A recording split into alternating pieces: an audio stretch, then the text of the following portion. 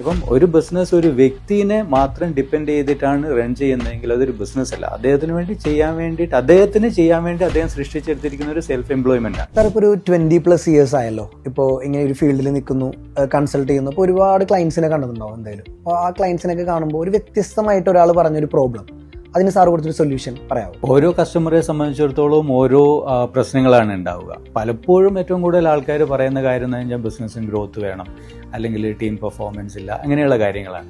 പക്ഷേ ഞാൻ ഒരു കോൺട്രാക്ടിങ് ഫേമിൽ ഒരു ബിസിനസ് ഓണറുമായിട്ട് സംസാരിക്കുന്ന സമയത്ത് അദ്ദേഹം ആദ്യം പറഞ്ഞ എന്താണെന്ന് വെച്ചാൽ, എനിക്ക് ഒരു ദിവസം ഫോൺ സ്വിച്ച് ഓഫ് ചെയ്യാൻ വേണ്ടി സാധിക്കണം.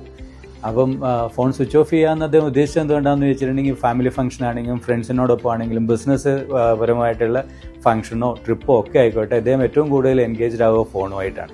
അപ്പോൾ അദ്ദേഹത്തിൻ്റെ ആവശ്യം എന്തായിരുന്നു വെച്ചാൽ ഈ ഫോണിനോടൊന്ന് ബൈ പറയണം, അല്ലെങ്കിൽ ഒരു ബിസിനസ് ചെയ്യുന്ന ഒരു 7 ദിവസമോ അല്ലെങ്കിൽ ഫോണൊന്ന് മാറ്റിവെച്ച് കുറച്ച് സമയം സ്പെൻഡ് ചെയ്യാൻ വേണ്ടി സാധിക്കണം എന്നുള്ളതായിരുന്നു.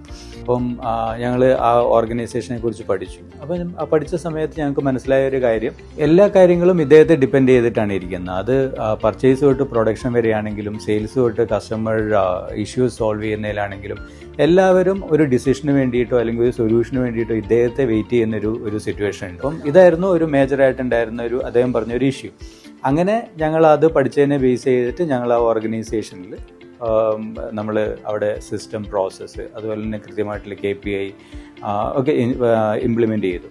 അതോടൊപ്പം തന്നെ ഓരോ തലത്തിൽ ഒരു തീരുമാനമെടുക്കുന്ന കാര്യങ്ങളിലാണെങ്കിലും ശരി, അല്ലെങ്കിൽ ഒരു സൊല്യൂഷൻ പ്രൊവൈഡ് ചെയ്യുന്നതിലാണെങ്കിലും ശരി, നമ്മൾ കൃത്യമായിട്ടൊരു ഡെലിഗേഷൻ ഫ്രെയിം വർക്ക് സെറ്റ് ചെയ്ത് അത് പ്രോപ്പറായിട്ട് ഇംപ്ലിമെൻ്റ് ചെയ്തു. അദ്ദേഹം നന്നായിട്ട് സഹകരിച്ചു. അങ്ങനെ കുറച്ച് നാളുകൾക്കുള്ളിൽ തന്നെ, ഏകദേശം കുറച്ച് മാസങ്ങൾക്കുള്ളിൽ തന്നെ കംപ്ലീറ്റ്ലി അദ്ദേഹത്തിന് ഒത്തിരി മാറ്റങ്ങൾ കൊണ്ടുവരാൻ വേണ്ടി സാധിച്ചു. ഡിസിഷൻസ് കംപ്ലീറ്റ്ലി ടീമിൽ ഓരോ ലെയറിലും എടുക്കാൻ വേണ്ടിയിട്ട് തുടങ്ങി.